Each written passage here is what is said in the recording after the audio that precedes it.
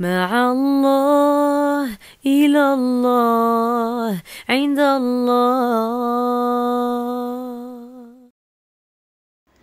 Un soir d'été, à l'instant délicat où la lueur du soleil s'efface pour céder sa place à la lune, laissant celle-ci revêtir son éclat le plus beau, le temps s'est suspendu dans une conversation silencieuse au cœur de la voûte céleste. La lune, d'une humeur plus sombre qu'à l'accoutumée, partagea ses maussades pensées avec le soleil. Lorsque le ciel s'assombrit et que le voile épais de la nuit apparaît lentement, je brille.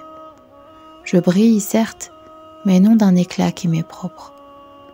Je ne fais que refléter ta lumière, sans m'illuminer par moi-même.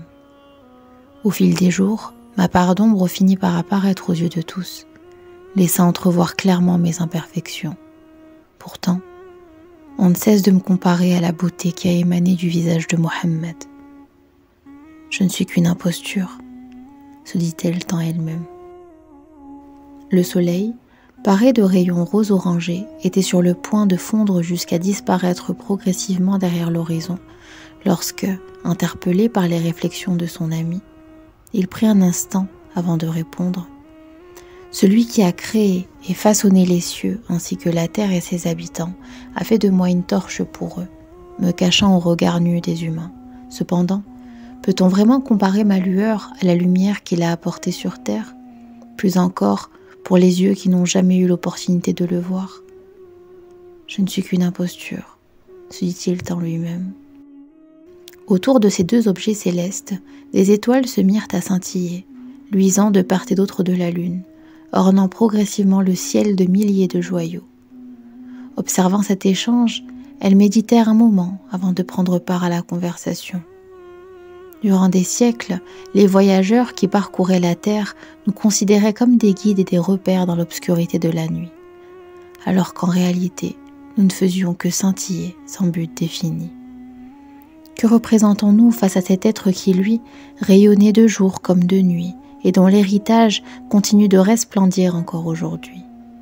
Il suffit d'observer ces gens guidés par la foi en son message et qui ont embrassé le chemin de la clarté au fil des âges.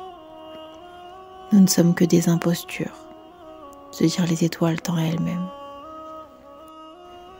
Un peu plus bas, poussés par une brise légère, passèrent de vaporeux nuages d'un blanc éclatant. Ceux-ci ne purent s'empêcher de se joindre à cette discussion. Du haut du ciel, nous libérons des gouttes d'eau vivifiantes destinées à abreuver la flore, la faune et les hommes. On dit souvent que ces gouttes précieuses sont essentielles à la préservation de la vie sur terre. Mais quelle serait notre valeur face à celle de cet homme sur qui les paroles inspirées d'au-dessus les cieux les plus élevés se sont déversées afin d'être répandues dans l'univers tout entier? Aujourd'hui encore, ces paroles qui ont émergé du désert de la péninsule arabique font revivre et germer les cœurs les plus arides. Nous ne sommes que des imposteurs, se dirent les nuages en eux-mêmes, avant que ne se fasse entendre le doux clapotis d'une averse. Sur terre, les montagnes du Hijaz, chargées de souvenirs, s'exclamèrent en chœur « Oh, combien il nous a aimés !»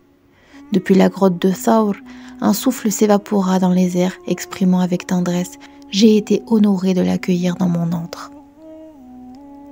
Un vent léger exhala de la grotte de Hira, laissant échapper avec amour. Chacune de ces visites me remplissait entièrement de joie.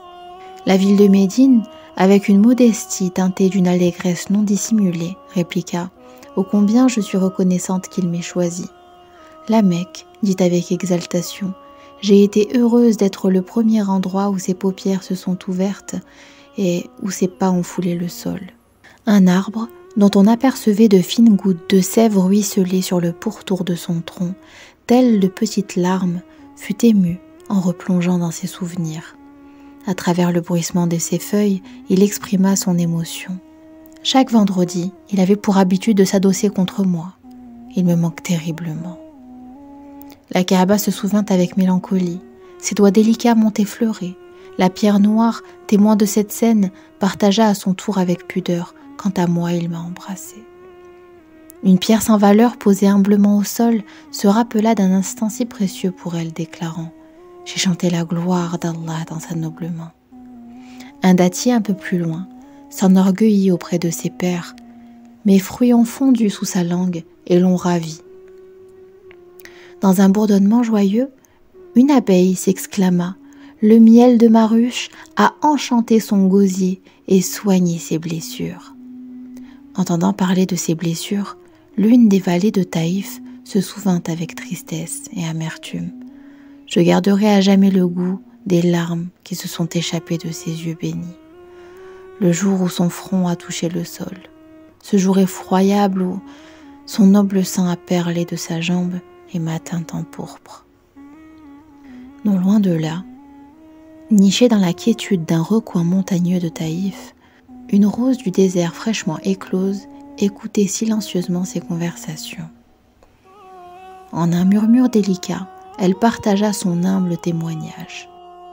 De la poussière du désert, j'ai germé dans ce lieu aussi sec qu'apparemment inhospitalier. Si le soleil n'avait pas fondu à travers ces nuages qui m'ont offert de l'eau et de l'ombre, afin que ces rayons caressent la terre pour réveiller ainsi la vie entre ces rochers, jamais je n'aurais vu le jour. Les étoiles et la lune, compagnes fidèles de mes nuits, ont dissipé mes craintes de la pénombre, rendant mes longues nuits bien moins redoutables. Chaque jour, la splendeur du soleil, en s'élevant à l'horizon, me permet de m'épanouir, tandis qu'à son déclin, j'attends avec impatience le spectacle des astres que je considère maintenant comme mes amis. Attentive et sensible au récit de cette fleur, les astres intensifièrent leur éclat, et les éléments terrestres s'inclinèrent pour saisir davantage chaque mot émanant de ces fragiles pétales. Ensemble, nous contribuons collectivement à la beauté de l'univers, reprit-elle. C'est dans la symbiose de nos existences que l'harmonie réside. Chacun d'entre nous reflète un fragment de la beauté présente chez le prophète Mohammed, sallallahu alayhi wa sallam. Cet être extraordinaire que notre Seigneur a créé. Lorsque son tendre regard se posait sur nous, n'était-il pas plein d'une admiration qui lui rappelait la puissance et la majesté du Très-Haut? Quel mal y aurait-il alors à ce que les hommes perçoivent en nous une facette de la beauté de l'être le plus parfait de la création entière? Une parcelle, aussi infime soit-elle, de celui que le très miséricordieux a envoyé comme miséricorde pour nous et pour chaque atome de poussière contribuant à embellir du mieux qu'elle le peut l'univers. Dieu nous a façonnés de manière à être un rappel pour ceux qui observent et méditent. Si Dieu nous a conçus ainsi, est-il juste de juger sa création d'imposture, et ce, malgré ce qui pourrait s'apparenter à des zones d'ombre dans notre entité? Que penseriez-vous si à présent, ensemble, nous nous mettions à briller sans se comparer les uns aux autres? Brillons, mes amis, et resplendissons en nous inspirant d'Al-Mustafa. La perfection n'est malheureusement plus de ce monde, mais nous pourrions tenter de s'en rapprocher en reflétant ses nobles qualités. Lorsque j'étais une jeune pousse, j'ai entendu des bédouins traversant le désert dire que seuls les yeux de Majnoun étaient en mesure de percevoir la véritable splendeur de Leïla. Dans cette optique, je pense qu'il faut arborer le regard empreint d'admiration de Mohammed envers la création et sa douceur envers les créatures, pour goûter à la suave saveur de la proximité d'Allah par sa permission. Enchantés par les sagesses de cette petite rose, les nuages disparurent lentement, laissant les étoiles offrir leur plus beau ballet sous l'œil bienveillant de la lune, qui s'était à présent parée d'un doux halo lumineux. Les montagnes alentour se dressèrent majestueusement et les vallées s'emplirent d'une douce brise porteuse de sérénité, évoquant la bonté de Dieu le Très-Haut. Les créatures vivantes, des plus petites aux plus impressionnantes, exprimèrent chacune leur reconnaissance d'une manière unique.